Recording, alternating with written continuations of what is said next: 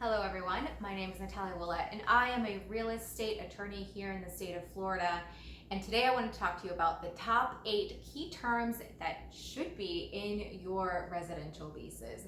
And the reason why I call these key terms is because they are some of the top causes of litigation disputes, and eviction proceedings. So that is kind of my focus. It's you need to have clear terms on these specific top 8 in your residential leases to avoid costly eviction, litigation, and proceedings.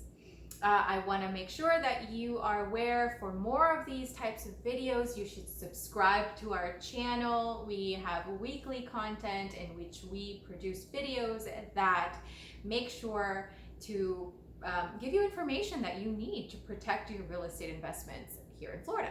So without further ado, here are the top 8 things you need for your residential leases. Okay, number 1, this is going to sound really basic, but it's a huge mistake I see happen again and again. Your leases need to be in writing. Period.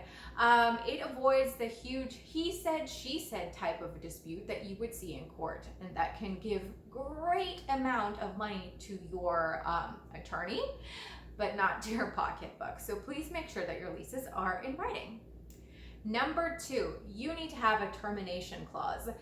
It's very common for me to see termination clauses in well-written commercial lease agreements, but I feel like people forget to write in clauses that terminate their residential leases. And this can be a huge mistake, because if you don't have clear terms on why your residential lease ends and when it ends, you are creating a lot of problems for yourself. It can be deemed to just continue month to month under those terms, and just having poorly written termination clauses or non-existent termination clauses can have you have eviction proceedings that drag on forever, including under the CDC moratorium. So number 3, you need to be very clear about pets. When there's no terms about pets, it just becomes very, very ambiguous. Somebody will come in, they'll rent your property, they'll say they don't have any pets, and then they'll acquire a pet, and then you have a giant sordid mess in your property. It's stinky, it's smelly, it's hard to clean up, and you didn't think anything of it because you didn't have a pet provision, and now you're kind of stuck. There's ambiguity, and ambiguity again just gives a great amount of money to attorneys for litigation purposes, but not to your pocketbook. Number 4, you need to have clear terms about access, and this is when you can access the property to show it to prospective tenants, to show it to people that are interested in buying your property, to going in to making sure the property is in good maintenance conditions, to going in to make repairs. All of that needs to be clearly stated in an access clause.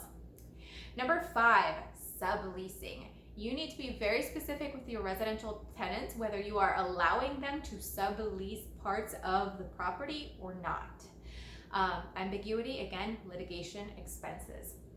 Number 6, you need to make sure to state who are the occupants that are allowed under those lease terms. Oftentimes people make the mistake of saying, okay, all right, so sign a lease agreement with such and such person, and they fail to have the spouse of that person sign on as a tenant in the agreement. They fail to state what other people would be allowed in the property.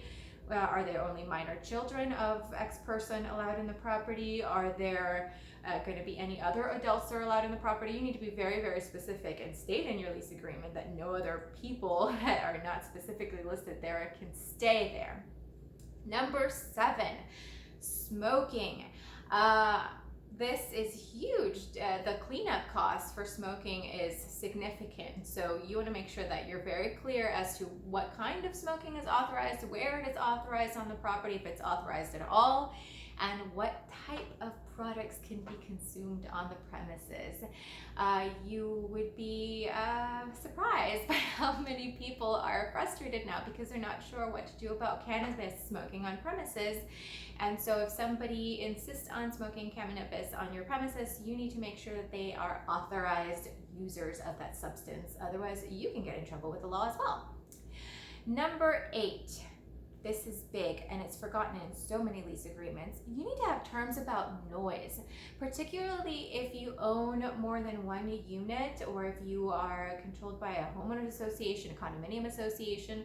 Noise complaints can destroy your business. So you need to be really clear about when noise is expected to be at a minimum, at what time, when noisy activities can take place on the lease premises. This is very, very big to protect your residential leases and also protect you from complaints from neighbors.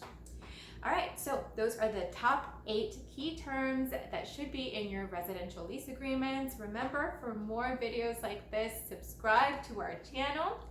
And my name is Natalia Willette, and I want to say to you guys, good luck out there, investors.